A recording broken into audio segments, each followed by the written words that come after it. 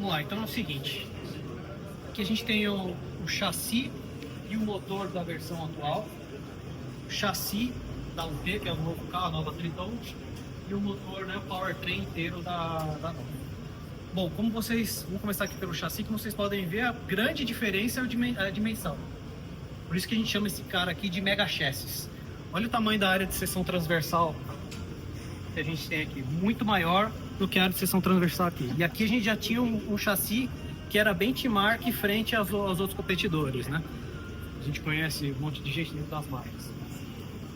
Um outro ponto que é muito relevante, que é a parte invisível aqui, materiais. E aí tá naquela TV lá. Então a gente usou muito mais materiais nobres no chassi da nova Triton do que usava no passado. É uma evolução, isso vem melhorando.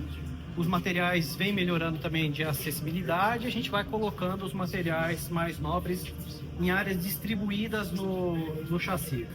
Algumas curiosidades, né? Então, aqui a gente tem um crash box, que é um material de um aço de alta resistência, assim como ali na frente, em alguns outros pontos, como a gente pode ver lá na TV, né? Em pontos azuis, que é justamente para a gente conseguir absorver mais energia em caso de um crash. Então, a ideia é que, apesar de ser um material de alta densidade, ele também consegue escoar melhor por conta da microestrutura do material. Então, ele consegue absorver a energia antes de impactar o usuário. No outro ponto, na contramão disso, dentro dessa região, existe alguns aços que são ainda mais resistentes, e aí sim, ali é para evitar a deformação. Então, o impacto foi tão grande, absorveu parte na carroceria, no suporte da carroceria, e atingiu a célula de sobrevivência que a gente fala. Ali ele tem que segurar toda a onda e não deixar deformar para não invadir pé, não pegar tornozelo, né, entre outras coisas. Então existem alguns reforços internamente também do chassi.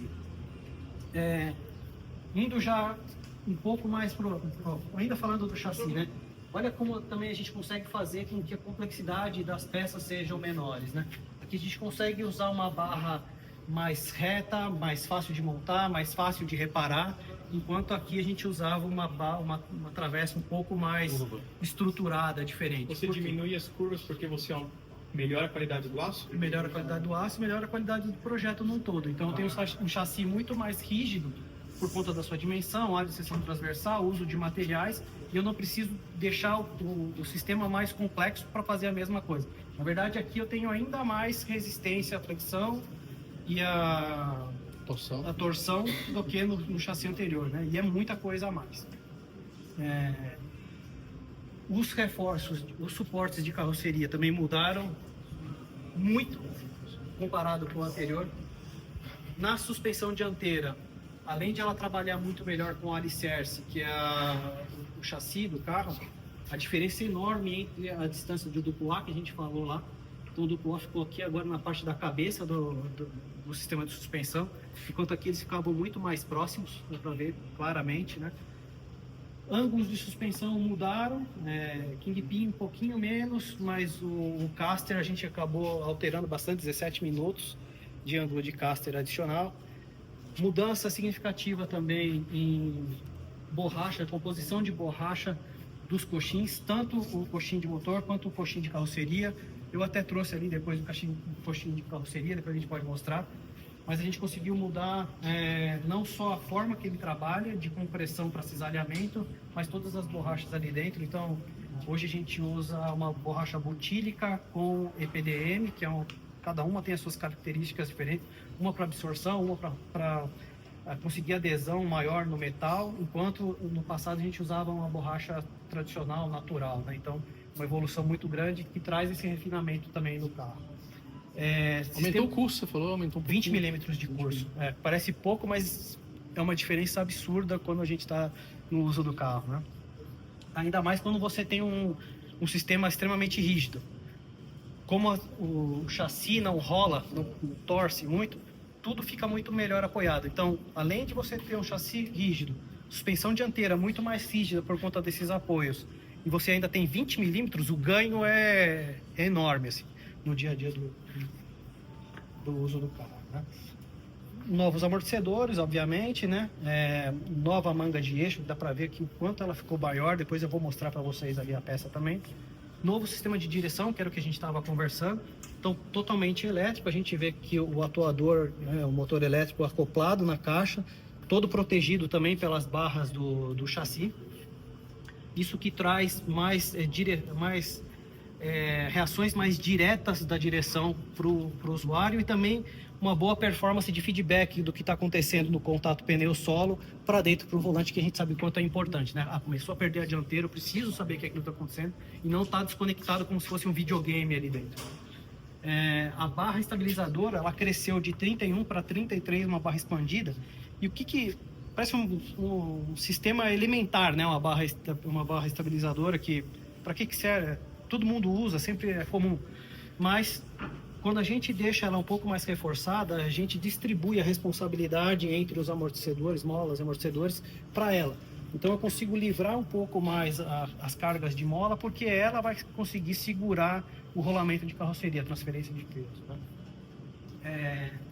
Indo para a parte aqui da traseira, como a gente estava comentando com o Rogério, 3 lâminas agora de mola, também por conta de melhor tratamento térmico e também por conta de uso de materiais melhores, né? Materiais de alta qualidade, de alta resistência. Então, a gente tem a mesma capacidade de carga, a mesma resistência ou superior ao que a gente está acostumado em picapes de 1 tonelada, porém com muito mais conforto, menos atrito, menos ruído, maior facilidade de absorção de frequências, de alta frequências, né?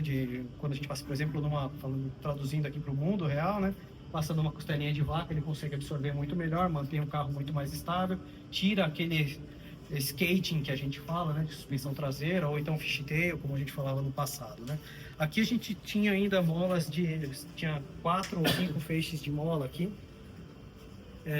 que era o tradicional, né? Então, uma evolução muito grande, não só dimensional, mas de uso de materiais mais nobres, mais resistentes, quando comparado com a versão anterior.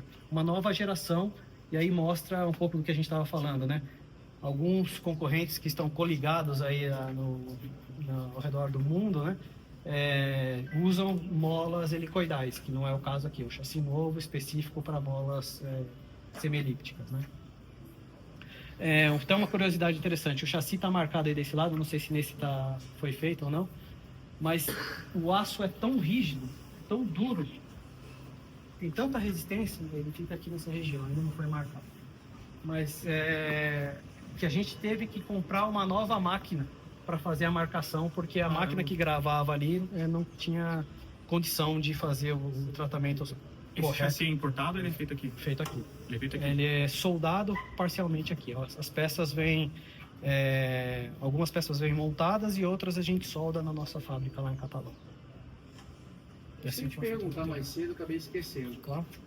Vocês conseguiram participar, pelo menos de alguma forma, no desenvolvimento da caminhonete lá no Japão, ou ficaram focados em adaptar o produto para o Brasil? Que ponto vocês conseguiram? Na verdade, assim, como a gente já tem muitos inputs com eles de sempre, né? E a gente tem algumas características que são exclusivas para o país, né? Muita poeira, então muito uso em algumas regiões tem uma quantidade de poeira enorme lá que você não encontra em outros lugares do mundo, ainda mais com a gramatura que tem. Tem algumas condições de suspensão que a gente só pega aqui. Muita coisa eles já incorporam automaticamente no nosso carro lá, sem a gente dar input nenhum, porque é a parte do aprendizado que a gente falou do timeline. Mas as primeiras mensagens que a gente trocou com eles sobre esse carro já faz 5 anos e meio que a gente começou. A parte de alicerce, vamos dizer assim, do carro nasce de uma forma mais abrangente, que a gente chama de General Export, e depois toda a montagem, a especificação para o carro é feita com a gente dentro do programa. Então, 5 anos a gente estava no meio do projeto, um pouco para trás do meio do projeto, os 40% do projeto sendo feito, e a gente já participou daquele ponto para cá para trazer o carro adequado para o Brasil. Por isso que eu falo para você que foi uma vitória muito grande a gente trazer 3 tipos de de design exclusivo para o Brasil, porque se a gente não trabalhasse, não tivesse essa proximidade junto com eles, viria uma única versão, por exemplo, para um país como o nosso. Então, a gente trabalha muito forte com eles desde o início, ou do mais breve possível do projeto, para trazer soluções técnicas e também para trazer o carro com a especificação mais aproximada do gosto do consumidor, para tentar pegar aquele espectro maior de consumidores que uma picape precisa. De alguma forma, soluções que vocês desenvolveram aqui no Brasil também é utilizada no produto em outros países, Sim, né? sim. Esse conhecimento, vamos dizer assim. Na verdade, eles tentam colocar o máximo possível de solução ao redor do mundo em todos os carros, né? Quando são soluções mecânicas, técnicas, assim.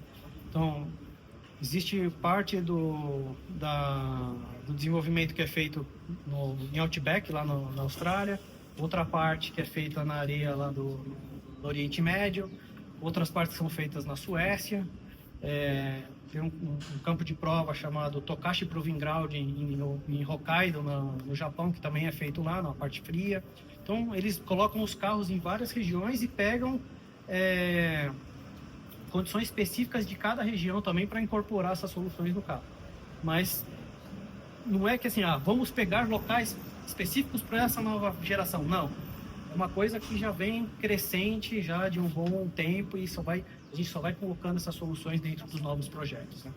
É uma coisa orgânica, não é para tudo e vamos fazer um projeto novo aqui. Não, é uma coisa orgânica. Por isso que a gente fala que a evolução é uma parte muito importante da história de uma picape, porque partir do zero é muito difícil. Você pegar o know-how de tudo que a gente tem de aprendizado e partir do zero num produto. Faz parte da evolução.